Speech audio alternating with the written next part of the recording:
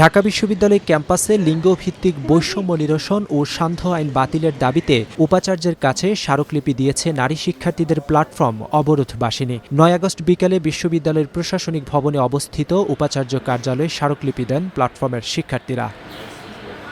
স্মারকলিপি দেওয়ার পর উপাচার্যের সঙ্গে পৌনে ১ ঘণ্টা বৈঠক করেন শিক্ষার্থীরা। বৈঠক শেষে তারা জানান, বিশ্ববিদ্যালয় প্রশাসন এর আগে এ বিষয়ে আশ্বাস দিলেও এখনও নানা জটিলতা দেখাচ্ছে। তাই দাবি বাস্তবায়নে ৪৮ ঘণ্টার সময়সীমা বেঁধে দেওয়া হয়েছে।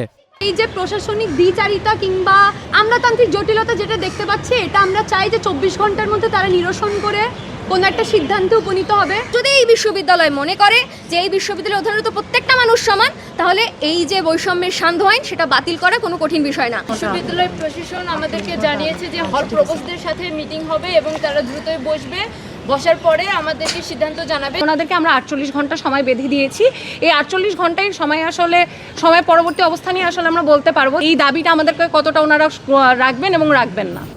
স্মারকলিপিতে নিরাপত্তার জন্য চালু থাকা রাত ১০টা থেকে ভোর ৬টা পর্যন্ত নিয়মকে তারা ঔপনিবেশিক সান্ধ্য আইন দাবি করে বলেন, এটি নারী শিক্ষার্থীদের নিরাপত্তার বিধান না করে প্রশাসনিক হয়রানি ও চরিত্র হননের সুযোগ তৈরি করছে। এমন প্রেক্ষাপটে নারী শিক্ষার্থীদের সামাজিক, রাজনৈতিক ও বুদ্ধিবৃত্তিক বিকাশের সমান সুযোগ নিশ্চিত করতে ৩ দফা দাবি জানান তারা।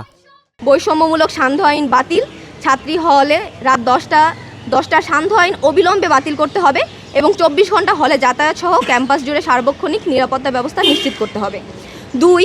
সকল হলে অবাধ প্রবেশাধিকার, বৈধ আইডি কার্ড প্রদর্শন সাপেক্ষে অনাবাসিক ও অন্যান্য হলের শিক্ষার্থীদের নিজ নিজ বা যে কোনো হলে প্রবেশের অধিকার দিতে হবে এবং অনুমতি সাপেক্ষে অন্য হলের ছাত্রীদের রাত্রিযাপনের সুযোগ দিতে হবে। ৩.